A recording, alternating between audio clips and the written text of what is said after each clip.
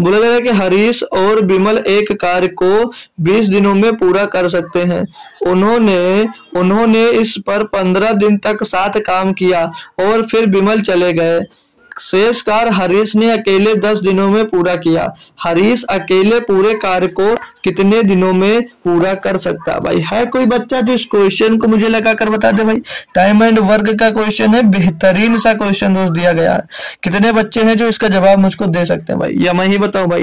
बहुत अच्छा क्वेश्चन है। देखो नहीं आता कोई बात नहीं, आता है तो सॉल्व करते जाइएगा, मैं भी साथ साथ सॉल्व करवाता हूँ ताकि आपका टाइम ज्यादा ना वेस्ट हो भाई।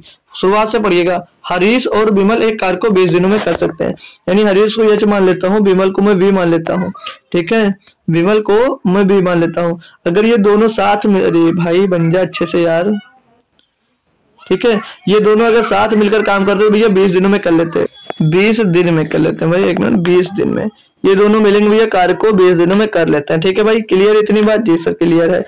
तो अगर अब यहाँ पर मतलब जो टोटल कार्य है, टोटल कार्य को भैया ये 20 दिनों में कर सकते हैं, तो भैया अगर इनकी एफिशिएंसी से हम लोग गुणा करें, से भैया कौन है, हरीश और विमल मिलकर भैया 20 दिनों में कार्य को कर लेते हैं, और सॉरी 15 दिनों में कार्य को कर लेते हैं ना भाई।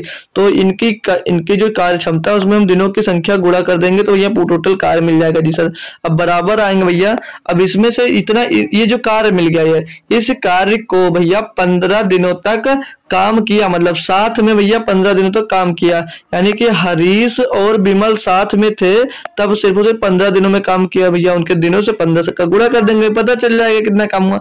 अब भैया 15 दिनों तक काम किया, ठीक है भाई, यही बोला। और बोला जो शेष काम अकेले हरीश ने 10 दिन में किया। अब जितना काम इनसे शेष रह गया था उस काम को 10 दिन में अकेले हरीश ने किया भैया। क्लियर है बात क्लियर है? जी सर क्लियर है। तो यहाँ से हम लोग भैया इसको इसकी तरफ ही लाकर भेज देंगे पूरा एच, मतलब हरीश प्लस कौन है, विमल को भैया इधर भेज देंगे, इधर 20 है उसको इधर भेज देंगे, तो हरीश प्लस विमल बराबर कितना 5 बचेगा भैया, 15 में से 20 में से 15 निकल रहा है। जी सर, और इधर क्या बचेगा भैया 10 हरीश बचेगा। अब इनको कैलकुलेट करेंगे तो Harish plus Vimal is equal to क्या मिलेगा, 5 दूनी 10 तो 2, यानी कि 2 हरीश के बराबर आ जाएगा।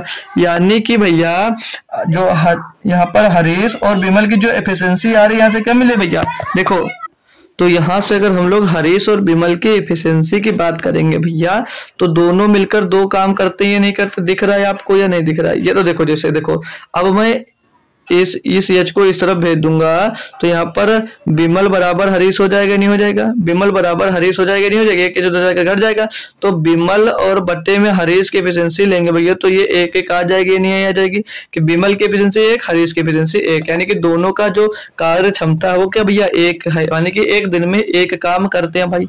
ये बात क्लियर है? तो टोटल वर्क निकाल सकते हो नहीं निकाल सकते हो? ये जो हमने यहाँ पर लिखा था भैया टोटल वर्क ही तो था। जी सर, टोटल वर्क था, तो टोटल वर्क दोनों मिलकर कितना काम करते हैं, 1 1 2, दोनों मिलकर कितना काम करते हैं 2, तो 2 गुणे में भैया 20 से गुणा कर देंगे 20, ये टोटल वर्क मैं निकाल रहा हूँ भाई, टोटल वर्क, तो 20 गुणे तो कितना आ जाएगा 40, ये आगे भैया टोटल वर्क, इतना टोटल वर्क है 40, कितना भैया 40 जो आया है ये टोटल वर्क मिला है, ये 40 टोटल वर्क है, यहाँ पर लिख लिया।